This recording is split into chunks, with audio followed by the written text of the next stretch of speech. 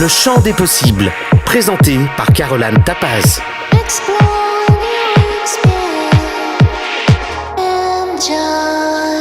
Bonjour à tous, bienvenue dans ce 12e et avant-dernier épisode du champ des possibles. Alors aujourd'hui je vais aborder un sujet qui est vraiment dramatique et qui est ce qu'on peut appeler un fléau, le harcèlement scolaire. Alors voici la question que j'ai sélectionnée pour vous aujourd'hui.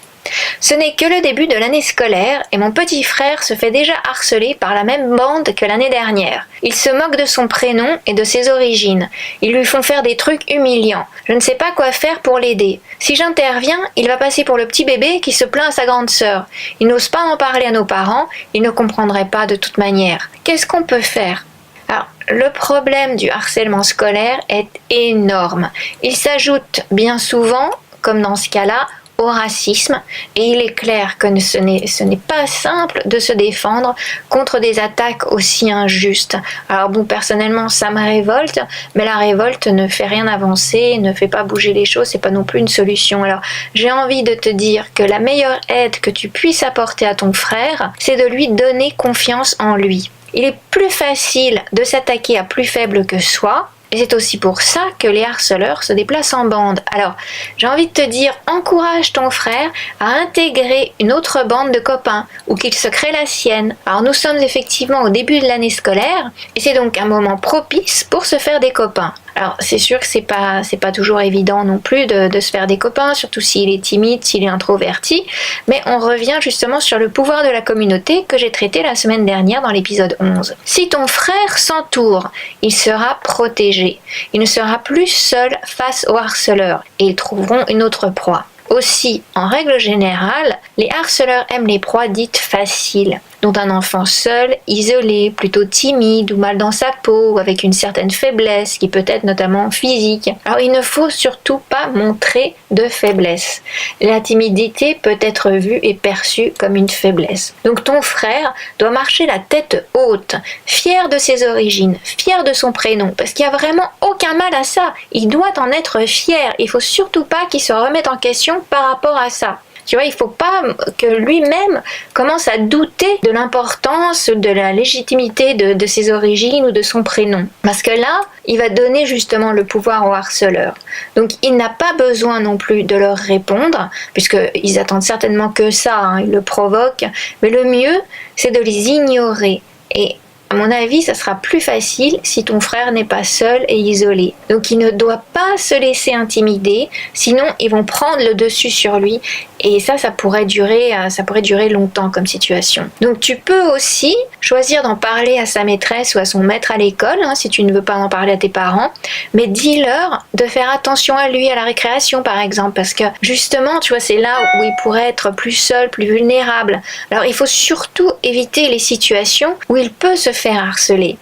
Il faut éviter les moments, demande-lui déjà quand ça se passe. Et à partir de là, une fois qu'on a identifié les moments particuliers où ça arrive, il va falloir l'aider à les éviter. Donc en général, de toute façon, c'est la récréation et la sortie d'école. Donc par contre, c'est vrai que c'est un sujet très sérieux et qui peut être traumatisant avec des répercussions dramatiques à long terme. Alors pour certains, le harcèlement scolaire forge le caractère et leur donne la force plus tard de ne plus jamais se laisser humilier. Mais pour d'autres, c'est carrément dévastateur, destructeur. Et plus le harcèlement commence jeune, plus les risques de traumatisme sont grands. Nombre d'adolescents se suicident justement parce qu'ils craquent au bout de trop longues années de harcèlement. Alors ne restez pas isolés, parlez-en autour de vous et apprenez très tôt à vous défendre. Alors se défendre ne veut pas dire répondre par l'agressivité, mais ne pas donner de pouvoir sur votre bien-être ou votre bonheur à quelqu'un d'autre, surtout des harceleurs. Alors créez votre bulle, créez votre petite bulle de protection en fait, comme une aura faite de confiance qui dit à tous ceux qui voudraient perturber votre équilibre ou votre sécurité, n'y pense même pas. Alors en message subliminal, ça peut donner aussi « dégage, t'approches pas de moi », mais de manière subtile et surtout pas agressive. Donc il ne faut pas avoir peur ou ne pas montrer sa peur, car la peur émet des ondes, même des odeurs que les animaux ressentent par exemple. La peur attire souvent le danger à cause des vibrations qu'elle émet. Ça crée une sorte d'électricité, une sorte de champ magnétique, comme si la peur était aimantée au danger. Donc il faut bien se rappeler l'adage, la peur n'empêche pas le danger, puisque c'est bien souvent le contraire, la peur l'attire. Il faut savoir aussi que les enfants peuvent être cruels. J'ai entendu l'autre jour une histoire mais horrible venant d'enfants de 10 ans. C'est ma nièce qui m'a raconté ça. Un enfant a menacé un autre garçon en lui disant que s'il ne faisait pas ce qu'il lui demandait, son frère irait violer sa mère, son grand frère. C'est n'importe quoi quand même, ça fait peur quoi, 10 ans d'avoir des idées pareilles. Alors bon, c'est vrai que ça m'a rappelé qu'un jour, quelqu'un m'a aussi menacé, m'a dit que si je ne faisais pas ce qu'il voulait, il mettrait le feu à la maison de mes parents. Et j'avais 21 ans. Et c'est pour dire que les menaces et l'intimidation, c'est un vieux truc qui a toujours existé. Alors évidemment, je n'ai pas fait ce que cet homme voulait que je fasse, et il n'a jamais mis le feu à la maison de mes parents. Comme ce petit garçon de 10 ans qui a choisi de ne pas faire ce que l'autre lui demandait, il a eu du discernement. Alors j'insiste là-dessus parce que c'est vraiment très important que vous ayez du discernement. Par exemple, se dire mais pourquoi est-ce que le frère du gamin irait prendre le risque d'aller violer sa mère juste parce qu'il ne voulait pas manger ses crottes de nez? Mais on se rend bien compte quand même que c'est de la violence gratuite, c'est de la bêtise, ça peut faire peur, c'est clair, mais quand on réfléchit bien, c'est ridicule. Alors il ne faut pas oublier que l'intimidation ne marche que sur ceux qui se laissent intimider. Alors ne vous laissez pas intimider, ne donnez pas ce pouvoir à ceux qui tentent de jouer avec vos nerfs. Souvent, les harceleurs sont des enfants qui sont maltraités chez eux, des enfants à qui on ne donne pas la parole, des enfants qui manquent d'amour. En règle générale, on va dire ils sont plus à plaindre qu'à craindre. Donc retenez bien ça et j'enchaîne sur le thème du jour qui est le pouvoir de la voix.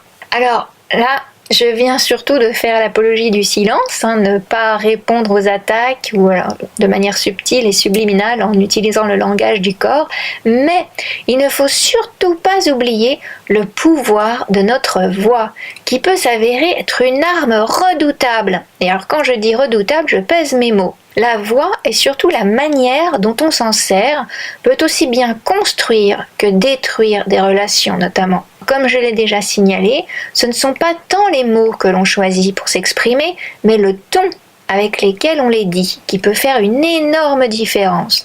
Alors il est important de travailler sa voix ou d'avoir conscience de ses pouvoirs. Comme je vous l'ai dit également, nous sommes dans une société qui juge très rapidement. Sur les apparences notamment parce que c'est justement le plus rapide, le plus simple. La première information que l'on donne de soi aux autres, c'est notre image, lors d'une rencontre en réel. Mais lors d'un entretien téléphonique, c'est la voix qui fait tout et qui peut nous trahir, car par écrit, on peut justement prendre le temps de choisir ses mots. Une voix trahit des émotions, notamment le manque de confiance en soi, la peur ou l'inverse, une trop grande confiance en soi, une prétention même. Un accent trahit des origines, elle trahit des problèmes de santé également, j'en ai déjà parlé. Mais c'est incroyable tout ce qu'une voix dit de soi. Alors je voulais juste vous rappeler ces points importants. Si vous êtes attaqué et que vous voulez répondre, ne le faites pas d'une voix tremblotante, mais d'une voix assurée. Sinon, vos mots n'auront aucune valeur, aucun poids. Alors je conseille aussi à tout le monde, surtout les ados, de prendre des cours de chant ou de chanter dans sa chambre pour travailler ses cordes vocales, puisqu'il faut les renforcer comme des muscles. Alors si vous avez une chorale dans votre collège ou votre lycée, c'est l'idéal, car en plus, cela va vous permettre de vous faire des amis et de faire partie d'une communauté. Alors, je ne vais pas parler de tous les pouvoirs du chant, sinon ce serait trop long, et là c'est moi qui vais perdre ma voix à force de parler, mais le chant est en fait comme un massage interne, un massage relaxant et anti-stress qui permet de sécréter des hormones du plaisir, de stimuler des neurotransmetteurs qui envoient des signaux de bien-être au cerveau. Ben, c'est pas merveilleux ça. Et en plus, franchement, c'est accessible à tous et c'est gratuit. Alors, ce n'est pas important de savoir bien chanter ou pas, hein. Si vous chantez faux, c'est pas grave. Vous n'irez pas forcément vous inscrire à The Voice Kids, mais chanter dans votre chambre vous aidera à connaître votre voix. On a tous une note magique, une note ou plusieurs. Alors, ce que j'appelle les notes magiques, ce sont des syllabes ou des consonnes sur lesquelles notre vibration est la plus forte, la plus porteuse d'effets bénéfiques. Alors, pour la petite anecdote personnelle, je voulais juste partager qu'en fait j'étais tombée amoureuse d'une voix avant de voir le visage de la personne. Comme quoi, le pouvoir de la voix s'étend même dans les relations amoureuses. Enfin, on peut trouver une personne belle, que ce soit un homme ou une femme, et puis quand on l'entend parler, ben là le charme se casse parce que les vibrations, ça nous correspond pas, ça résonne pas avec nous.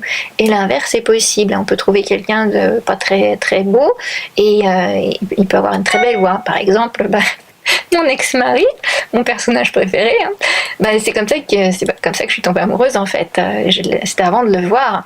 Il avait une voix incroyable parce qu'elle était quand même un peu détruite par l'alcool et la drogue, faut reconnaître. Mais il avait une voix sublime quand je l'ai rencontré à la Barry White et je l'ai entendu avant de le voir et voilà, le mal était fait.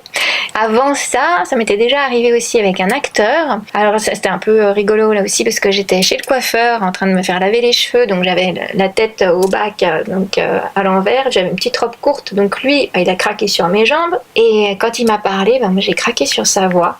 Alors bon, on a fait quand même un petit bout de chemin ensemble et puis maintenant, il est marié à une actrice très célèbre, notamment pour la voix qu'elle donne à son personnage. Alors j'avais aussi parlé au préalable d'un logiciel avec lequel je travaille, j'ai développé avec un scientifique. C'est un logiciel qui analyse la voix et il permet de visualiser les fréquences qui sont les plus faibles ou les plus fortes. Alors en coaching, ça c'est vraiment formidable et c'est totalement fascinant. Alors ça aide beaucoup de personnes, notamment qui doivent prendre la parole en public, puisque, encore une fois, je vous disais, c'est important de connaître sa voix. Alors saviez-vous que la peur numéro 1 de l'être humain est de s'exprimer en public? Alors lorsque vous dominez cette peur-là, plus la peur de la mort, qui est la peur, la seconde peur dans le classement, des plus grosses peurs de l'être humain, plus rien ne peut vous intimider. Alors apprendre à aimer sa voix ou prendre du plaisir avec sa voix, c'est apprendre à s'aimer soi-même et c'est la base de la confiance en soi. Et la bonne nouvelle, c'est que ça se travaille. Alors je vous laisse méditer là-dessus, commencez à chanter dans votre chambre et regardez les petits miracles, ou plutôt, disons, les changements qui s'opèrent en vous et autour de vous. Alors je vous embrasse tous et je vous dis à la semaine prochaine. Merci de votre confiance et n'hésitez pas à partager avec vos copains.